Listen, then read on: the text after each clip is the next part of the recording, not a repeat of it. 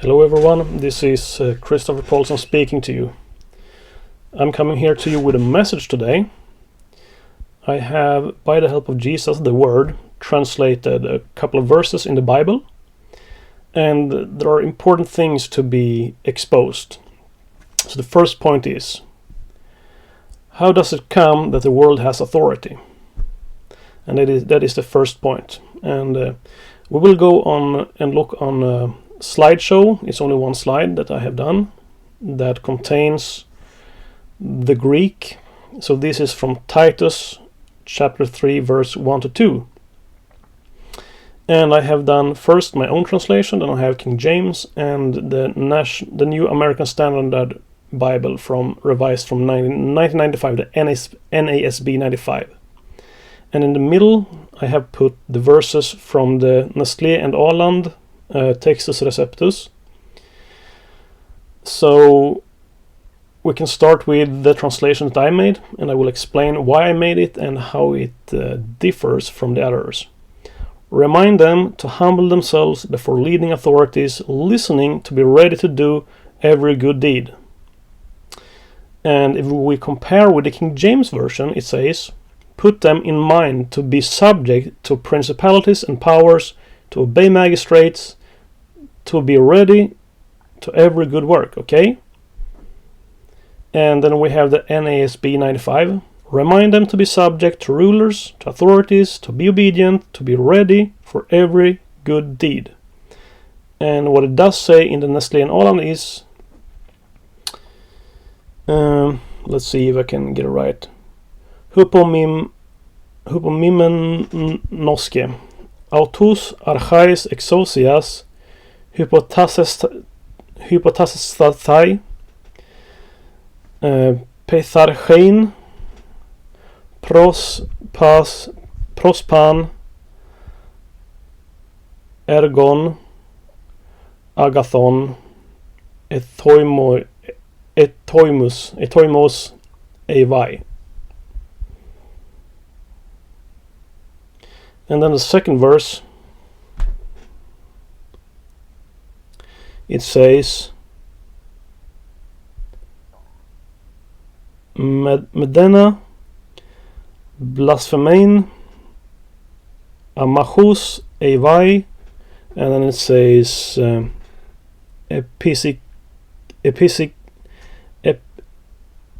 epiakes, paran, and they knumevos ekmain. Okay, I continue. Prautita, pros, pantas, anthropos. Okay.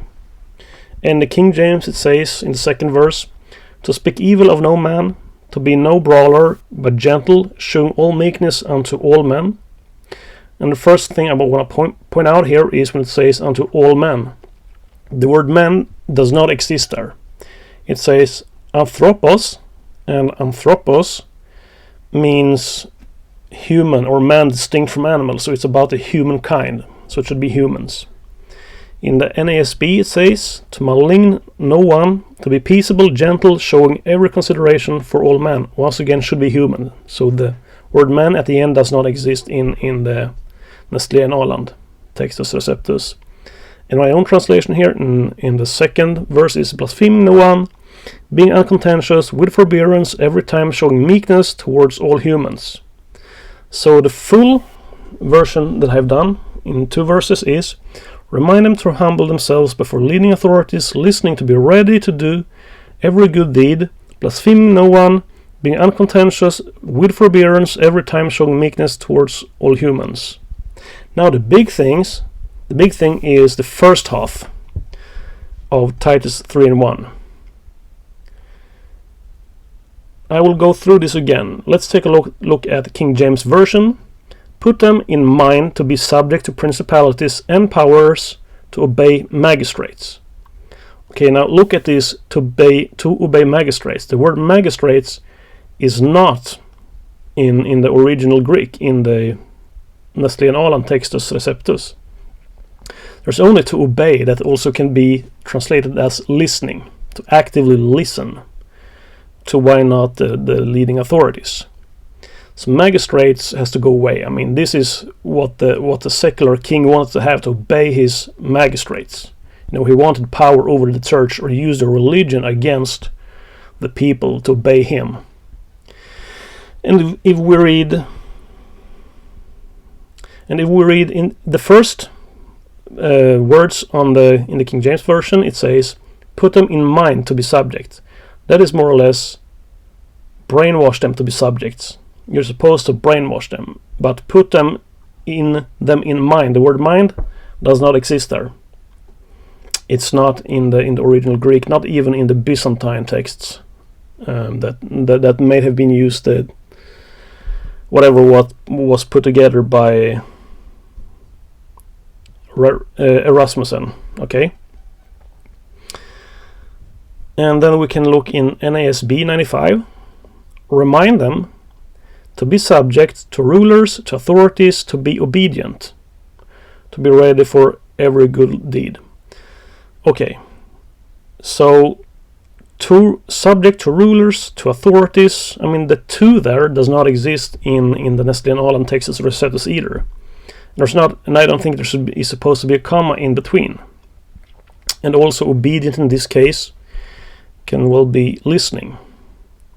So what does it say?